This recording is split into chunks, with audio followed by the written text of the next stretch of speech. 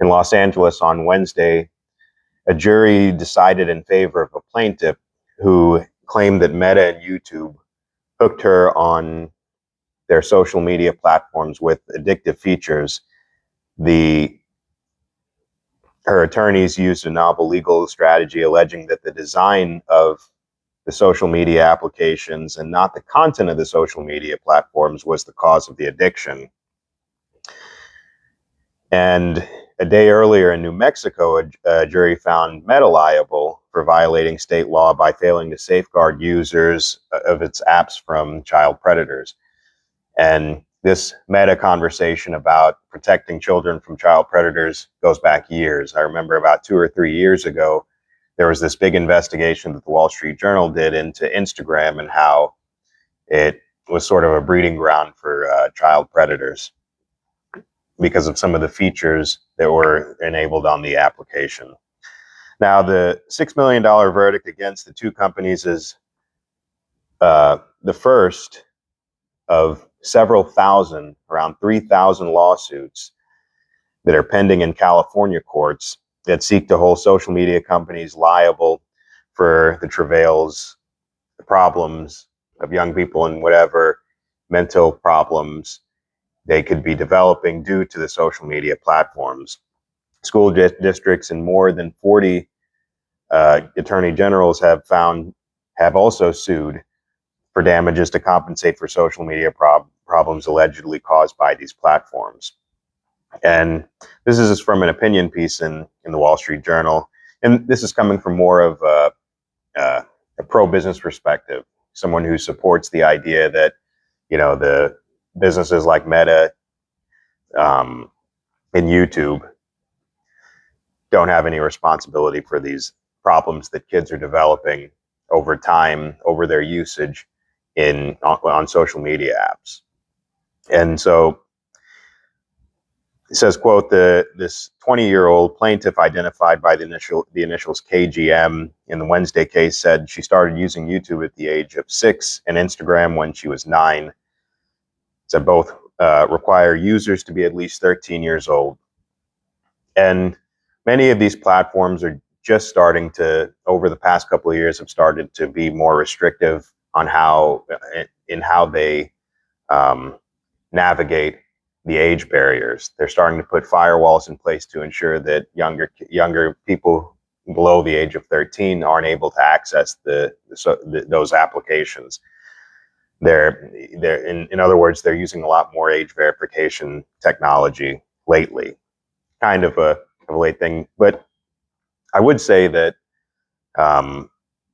in inserting that statement in there about her age and how she was already breaking the rules, well, it's kind of a difficult thing. You can only imagine how many young kids have access to smartphones and are able to just start an account easily. I've read in several places how easy it is to bypass these new age verification requirements for these social media platforms. And so those guardrails are still being developed. And of course, social media firms would hurt their bottom line if a huge swath, if they actually hardened these age verification processes across the board instead of, developing them very gradually. I think they're intentionally developing a lot of these safeguards gradually because they know that kids and teenagers make up a huge amount of the users of these social media platforms. A large amount. And as we know, as we'll get into in a little while, more eyes, more advertising dollars, all of these things matter, and it factors into the calculus when these companies make the decision to implement these safeguards and make it more difficult for teenagers and younger in kids younger than teenagers to access these applications. So the opinion piece continues. She says her compulsive use of social media made her feel very depressed, and that realistic images she saw on the platforms made her feel insecure about her appearance.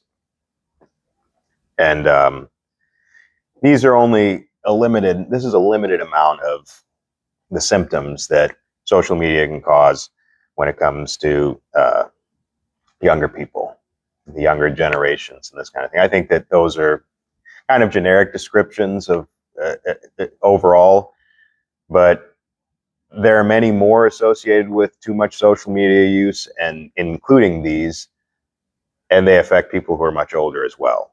People who are older, middle-aged, this kind of thing, they're affected by these issues as well. So, um, and these problems have been around for quite some time, and it's only recently, over the past couple of years, that the effects, the impacts on mental health, and as we'll get into in a moment, cognitive ability in younger people are starting to be studied finally. I would think there's a lot of people that would listen to what I'm saying and think, well, parents need to take the devices away, and we'll get into some of that pushback in a moment. But ever since 2012, when social media really took off, and it was obviously around before 2012. I remember when I was younger, um, I started out with something called Zynga, and that was basically just an internet site where you just built a profile, and you could put music to it, you could put a picture in the background, and it's almost like a bio page that when we were in middle school, they would, we can visit each other's Zynga and this kind of thing, follow each other's on Zynga. I don't remember if there was like a way to communicate the way you later on could with Facebook. It's been such a long time. It was the early 2000s, and then I got a MySpace, and I had that for a few months, and I remember it went down one time, and when I was using it, I used it every day. So it was, we had friends that used it. I used it every day. It was something after school that we would jump onto, and again, this is mid 2000s.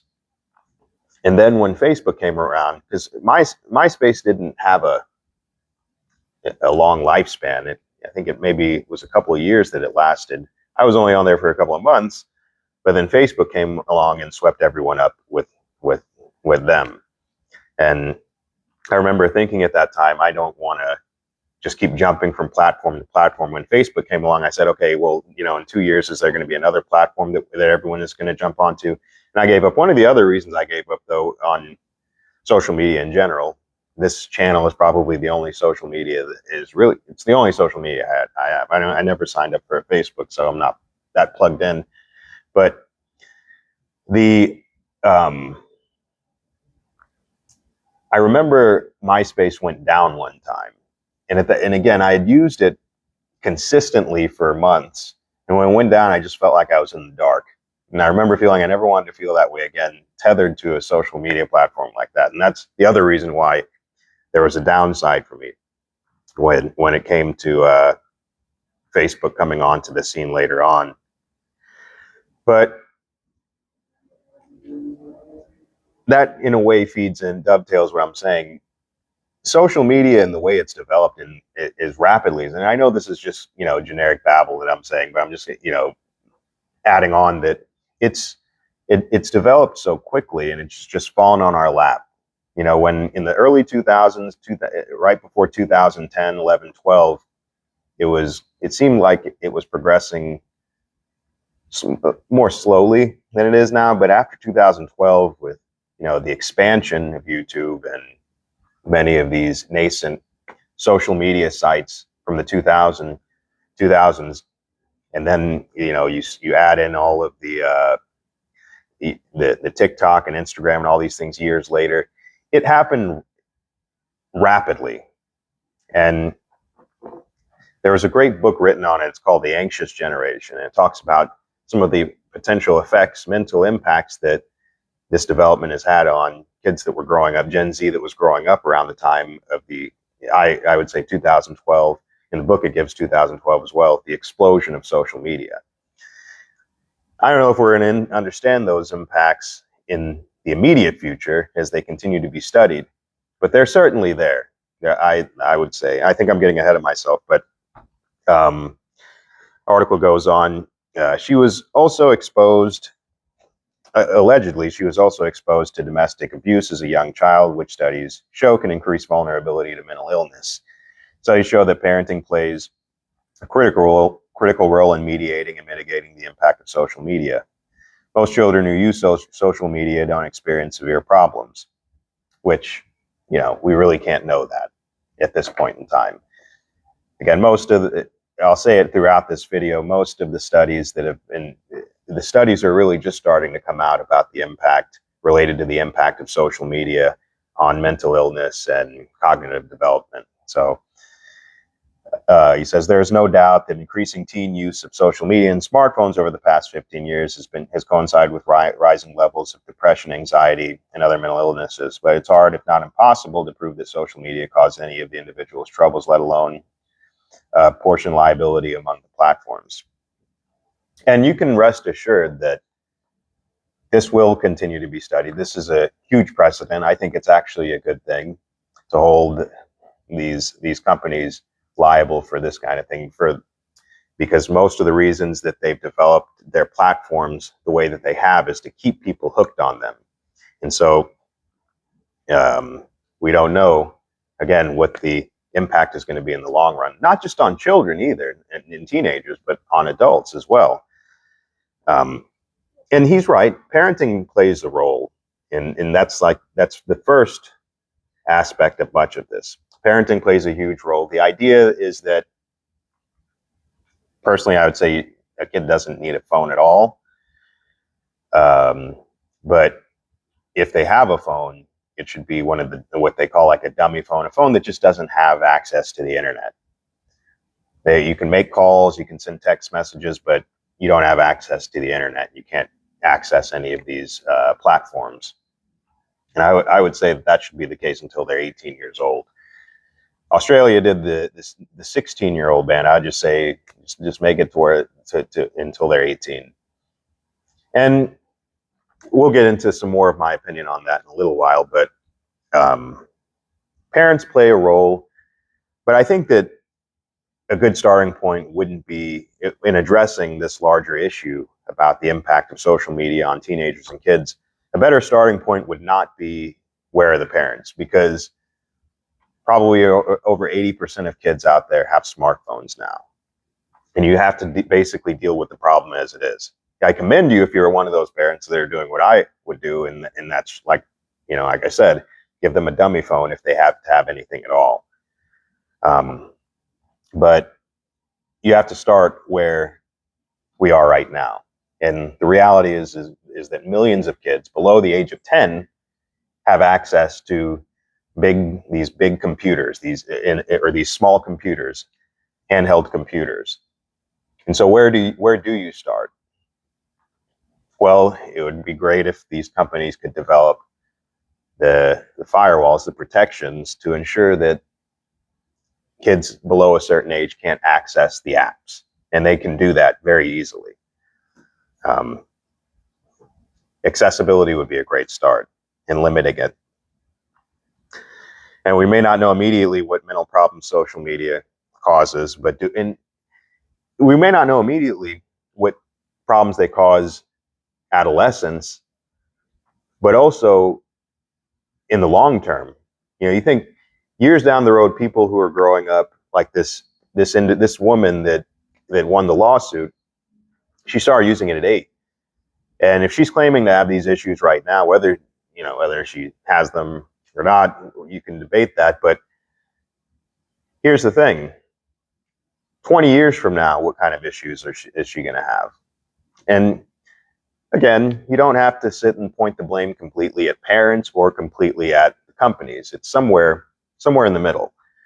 And companies certainly need to take a larger responsibility. And I think that this is an important aspect. The next thing you know, it's not going to just be adolescents that are winning these cases. It's going to be people who are older, right? Claiming some kind of cognitive impairment or mental development problems, that kind of thing. It's also only recently that social scientists, as we talked about, and policymakers have honed in on social media's impact on youth health. The evidence presented at trial that executives purposely designed the platforms to be addictive, he says, was weak. The trial lawyer's best argument is that platforms should have done more to limit compulsive teen use. Congress for years has debated legislation to protect teens online, including stronger parental controls and privacy settings. But lawyers have punted because, well, it's easier to beat up big tech. And I don't agree with that. I'll tell you why in a second. Some members Also demand that any legislation include a right of private action that would let trial attorneys loot the companies. And so um, it's not beating up on the tech companies to demand that they place these restrictions in place in an intentional way. As I said earlier, it would hurt their bottom line if they had to say, well, we've got to remove a swath of the people whose eyes are on our apps. Even if it's children, we would have to move a lot of them, and we want to retain them, even if it could be hurting them. And so it should be a combination between Congress and these companies to start putting these limitations in place. Stop making the apps, where you can basically do endless swipes. If I sound like a boomer, it's because, like I said, I'm really not on them all that much. But it is interesting for me to see what, some of these developments and what the impact truly is going to be when more studies come out about the effects on younger people and adults. So I don't know that they would have a problem. The people who look at this situation the way I do, going to Congress and asking for something. But I would say that instead of empowering our federal government to do more, it would be best to say, well, what can the businesses do? And how far, again, does beating up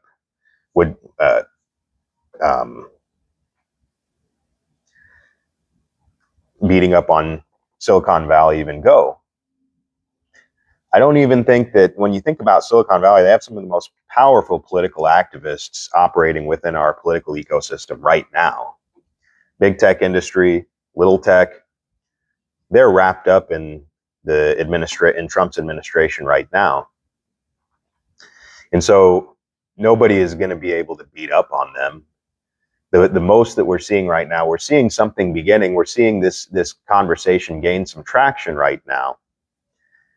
But if individuals made a huge deal out of this, you have the tech oligarchs have the Trump administration to shield them from anything like that. I'm sure they're not going to have to worry about making a genuine effort to curb some of these problems that their applications are causing young people.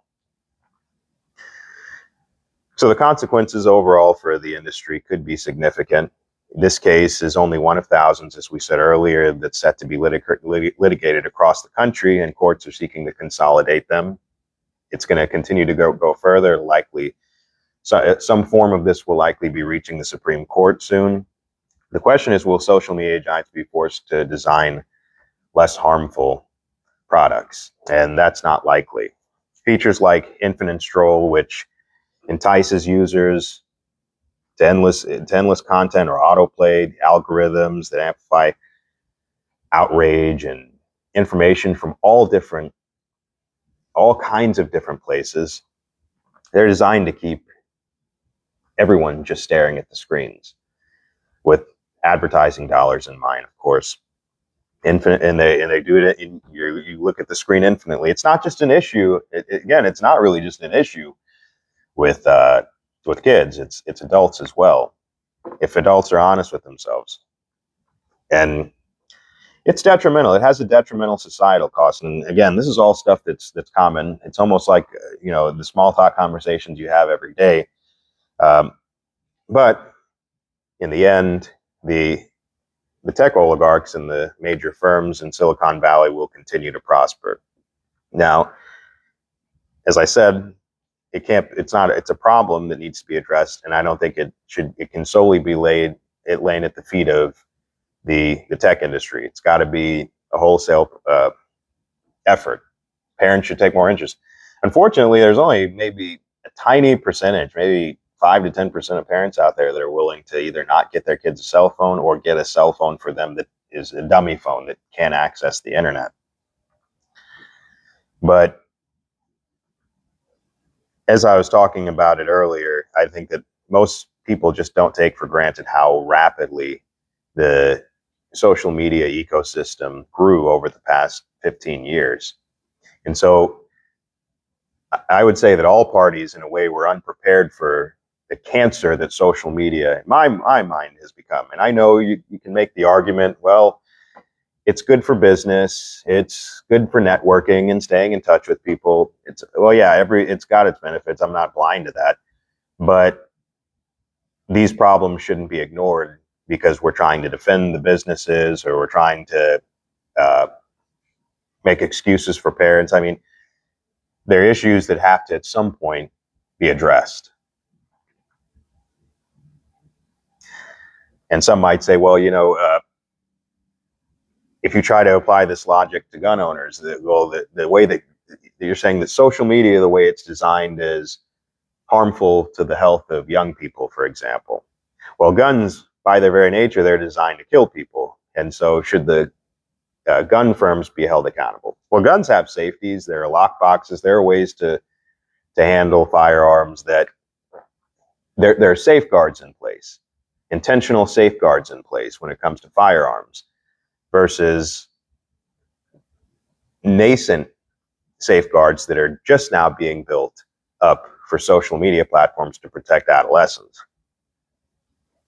So as it continues to evolve, it's good to sit back and just think how quickly it happened and take seriously some of these things. And I know that it's difficult for people to say, well, this is some kid that's claiming that they're depressed. Everybody is depressed. Well, again, there's depression. There's the idea that we're atomized even more because of social media. There's a list of things, the generic stuff that you might hear people complaining about all the time. It's not just about depression and mental health. And it's about, again, the overall societal cost that we can go down the list of those things. So parents are still catching up. The tech companies, they're still catching up. They know what to do, in my opinion, but they're dragging their feet on that. But I'll briefly quote before we end a blogger, and they were talking about the social media limitations that took place a few months ago in Australia. I think that they banned the use of social media for kids under 16, which is a good thing in my mind. I don't want to hear about the freedom of speech and all this other nonsense. It's a good thing to me. But and this is the sentiment that I share. It was a great position that this person held. But they said, I think social media is one of the biggest threats we deal with today. Adults struggle with the algorithms, the outrage cycles, and the addiction built into these platforms, even with fully developed brains and life experience. When you shift that same environment onto kids who have none of the defenses adults still fail to use, it becomes a very real safety issue. Kids do not have the tools to recognize manipulation or manage the emotional push and pull that social media creates. And their brains are still developing. Again, there was a study actually that came out of Australia about the ban. Came out about 2 days ago, and they're starting to find correlations between cognitive development and excessive social media use. And what they're finding is that reading comprehension and vocabulary development is worsening amongst adolescents who are terminally on social media. It's a great study, though, but the blogger goes on and says, at the same time, we cannot raise kids in a digital vacuum and then expect them to suddenly know how to operate in a world where everything is online. Right now, social media is built for adults and kids are simply dropped into it with a good luck. And that captures much of my sentiment. And I would say that that's the downside of how I would address it with my family. The idea of giving a child even a dummy phone, and then when they turn 18, they're hurled into this world when they buy their first smartphone. And the question you ask yourself is, well, how do you mitigate it? How do you just gradually introduce it, or, and I would say that's another option. If you don't want to give the kid a dummy phone and keep them completely isolated, so that, as this guy says, it's not just this environment, this ecosystem isn't just dropped on their lap when they're 16, after they're 16 or 18. Probably introduce it slowly, but at the same time, you've got to have the limitations from the home. And I think, again, the owners of these companies need to put some durable protections on these apps, durable boundaries, and mechanisms to mitigate excessive use. So I'd argue that this unpredictability, and obviously as little safeguards as possible, is what the tech giants are wanting to sustain, unfortunately. We're probably not going to see any durable safeguards for quite some time, and it likely won't be applied across the social media platforms that we have right now. You have to think, TikTok just came under new ownership. You've got the Metas, and Google owns YouTube, so they're likely going to have very different ways of handling it. And those safeguards are probably going to be like the ones that exist right now with age verification. Very easy to bypass. In closing, most of the social media companies, they realize users will stay on their apps longer if they're hypnotized by the endless stream of shocking content, that kind of thing. And these companies are profit motivated. So in closing, I'll reiterate, the changes will come, but they're going to come slowly. I would say that if you have more situations developing, and let's hope that they can fix these things. But if Meta, for example, isn't able to get